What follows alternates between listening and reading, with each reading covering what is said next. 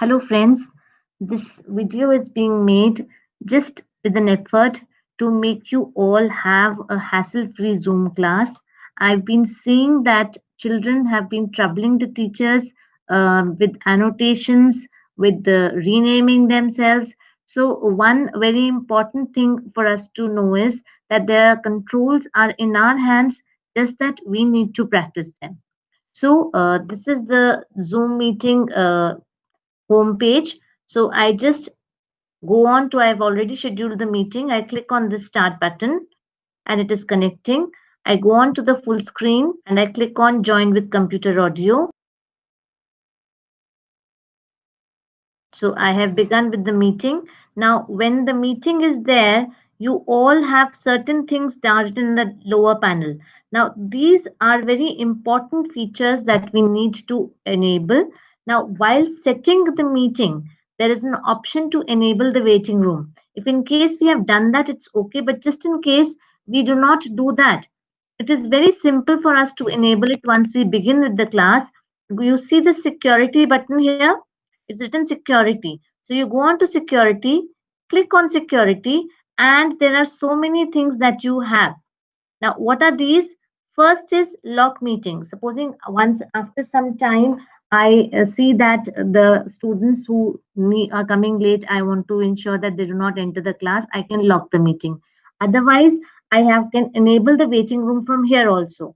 Earlier, what I knew was that we could enable the waiting room by scheduling the meeting. But now, even after the meeting has been scheduled, I can enable or I can disable the waiting room. So if you see here, it has been disabled.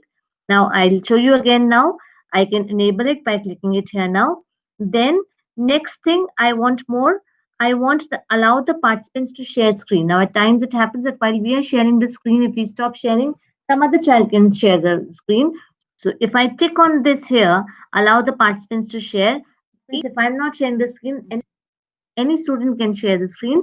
But if I don't click on this, if I just unclick this, then in that case, the students will not be allowed to share the screen. Let's go back again to the security options. Chat, allow the participants to chat. So again, chatting is again one thing we should not permit unless until we have to take some response from the students. Even when we have to do that, I'll tell you what are the settings to be done. Supposing I allow the participants to chat. So I click on this, I'm allowing the participants to chat. Then I can rename themselves. Renaming themselves, again, this option needs to be unclicked, because if I click that, any child who's entering the class, I allow the child to enter with a particular name of that class, and later on he renames himself or herself, then it becomes a problem for me. So I will not do that. Then unmute themselves. Yes, I should allow them to unmute themselves. They should be able to mute or unmute themselves. So these are few things I need to keep in mind. Then let me come to the chat options. When I click on chat, see here, there's these three dots that I see. These three dots will give me what? These three dots will help me.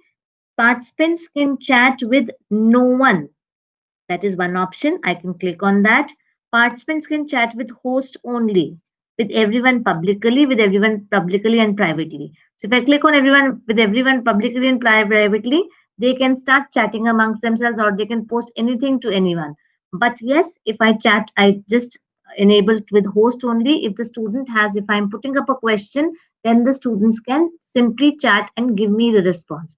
So, and if I don't want the child should be able to chat or disturb, if I'm taking a very important session and I don't want the children to send any chat messages, I can say participants can chat with no one. So if I just, the safest option is that chat with host only, so that if the students have to convey something to me, they can do that. So I click on host only. So these are the few options that I can enable. So once that is done, I have a very easy Zoom meeting. Supposing this is the link that I have copied and I send it through WhatsApp to one of my students. Now just see the waiting room was enabled. So I have a child who's waiting to enter. I allow to admit. Only then will the child be allowed to admit. Otherwise the child cannot enter. I'm sharing my screen. So Sanya, I am sharing my screen now. My complete screen is being shared with you. Now just let me know if you can annotate or not. I have not made any changes. So just let me see if you can annotate. So you can see that Sanya is being able to annotate, and she can trouble me during my session. She can scribble on the screen that I am using. So we'll have to ensure that this is not done. Now that is not a difficult thing. We can disable the annotations. It's very simple. Just go on to the top and see the options. Once I have shared the screen, I go again onto the top ribbon and you see these three dots on the right side. I'll show them again. These three dots where more is written. If you click on these three dots, you have various options of chat, of record, the meeting information, and disable annotation for others. So now I'm sure that the annotations are disabled. I've clicked on disable annotations, and let me ask my students that whether they can annotate or not. So Sanya, can you hear me? Sanya, please listen.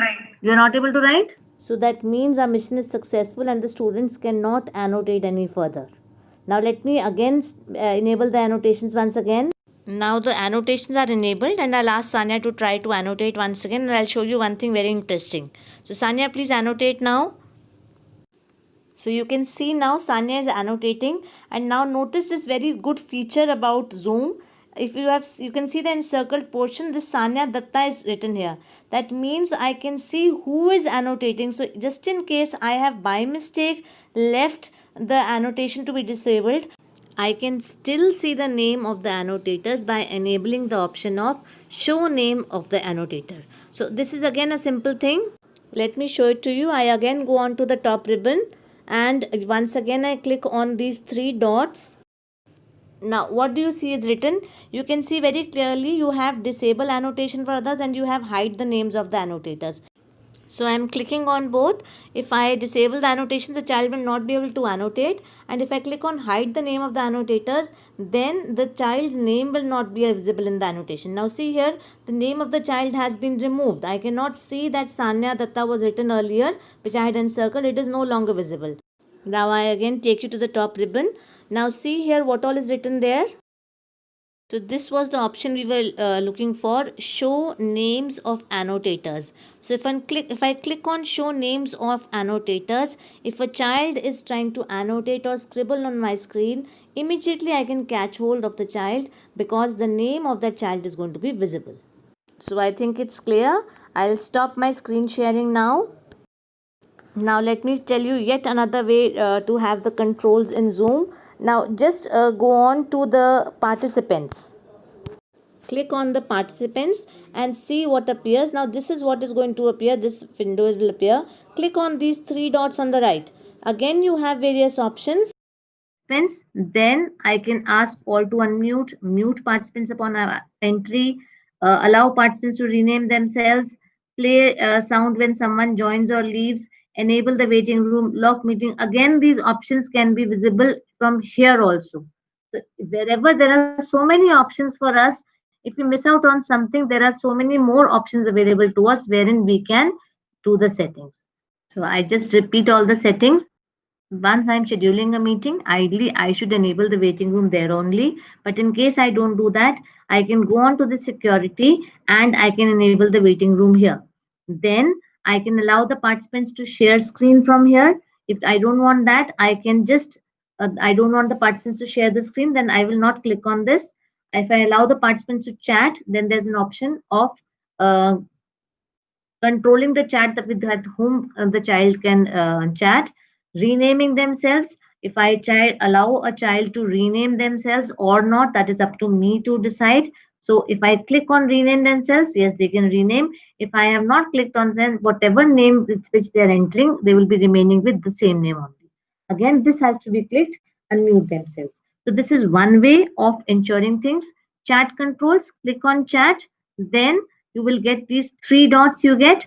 Clicking on them, you get the options that no one, the participants can chat with no one, with host only, with everyone, or with everyone publicly or privately. So if I click on no one, then the participants cannot chat.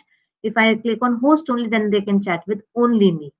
Then lastly, the third place where I can see the options is, if I go to participants, again I get these three dots. So these again give me the option: mute the participants on entry, allow the participants to unmute themselves, allow the participants to rename themselves, waiting, enable the waiting room.